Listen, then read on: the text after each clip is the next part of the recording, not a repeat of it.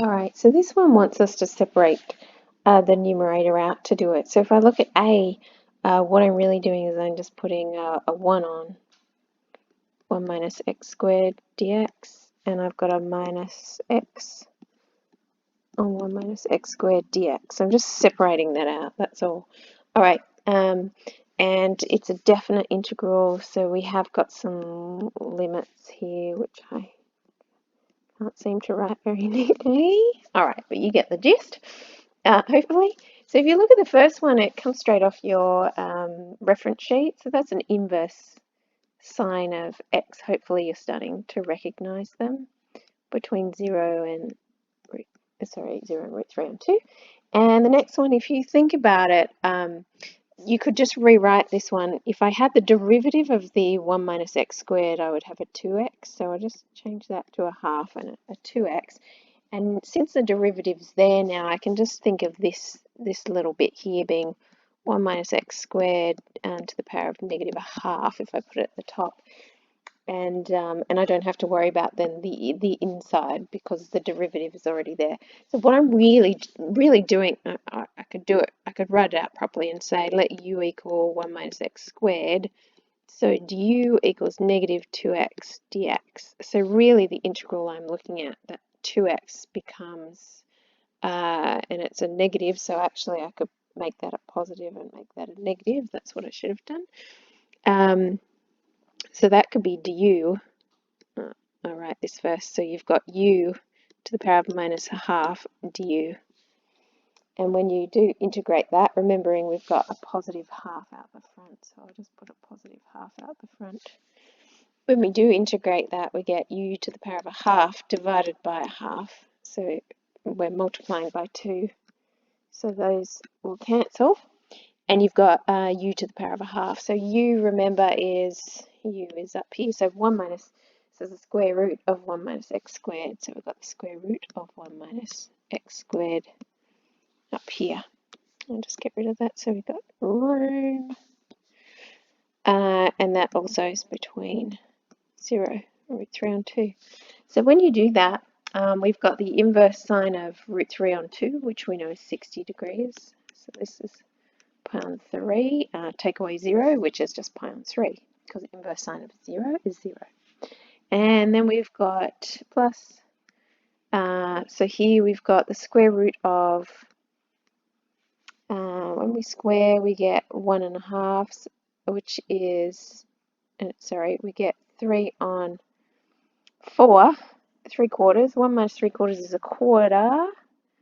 So we've got the square root of a quarter, and when I put 0 in, I get the square root of 1, which is 1. There we go. That looks silly, but that's what it is. Square root of a quarter is a half. And then we had the minus 1. So I really should simplify that to pi on 3 minus a half. All right. Okay, so if we look at B and C, actually B and C are much easier. Let's just move it across a bit to B. So for our second one, if I break it into 2, so I've got the 2x, which is the derivative of 1 minus x squared, and I'm also going to have 1 on 1 plus x squared, which comes straight from your reference table again. So the first one being the f dash of x on f of x is just our log, and it's log of our 1 plus x squared. And we're going between 0 and 1. I'll just get that started. So we'll get a log 2 take away a log 1. So that's just log 2. Plus, this one is straight from your reference table. So we've got an inverse tan. And again, it's between 0 and 1. So when we sub 0 in, we're getting pi on 4. When we sub 1 in, we get pi on 4. When we sub 0 in, inverse tan of 0 is 0. So that's just going to be our answer there. All right, C similarly is a nice one. We've got 1 on 1 plus x squared between 0 and 1, and we've got minus x on 1 plus x squared between 0 and 1. derivative of the bottom here is 2x, so I could even change that to 2x and put a half out the front there. That will make it nice.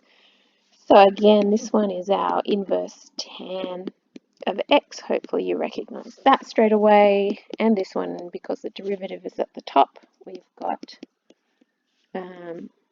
our log between 0 and 1. So again, when I do this, I get, when I sub 1 in, I get pi on 4. When I sub 0 in, I get the 0. So pi on 4 minus 0. And then I've got minus a half. When I put 1 in, I get log 2. When I put 0, log 1. So log 2 minus log 1 is log 2. So that's our answer there. All right, so our last one. All right, I'll rewrite it up here. So our last one, when we split it up, we get a 1 on 4 plus x squared dx, same as 1 on 2 squared plus x squared. And we get an x, oops, sorry, just checking it. Yes, it is an x. So we get an x on 4 plus x squared. Again, we probably want the derivative there, so I'm going to put a 2 and a half there to balance it up. All right, so clearly this one is just, again, it's just the inverse tan, but don't forget with the inverse tan, because the a is a 2, so we need 1 on a out the front, and it's going to be x on a. So we're doing that one between 0 and 2, plus half. Now this is a derivative on top, so it's just the log of 4 plus x squared. Oh, it's already positive, so I don't need that. Between 0 and 2. So when we put that in, when I put 2 in for x, I get inverse tan of 1, which we know is pi on 4. Subtract, we get inverse tan of 0, which is 0, so I don't even need to put that. Plus half log, if I put 2 in, I get log 8. If I put 0 in, I get log 4, so log 8 minus log 4. So here we've got pi on 4 plus half log. Using log laws, we've got log of 8 divided by 4, which is 2, so that would be log 2, and that is our answer.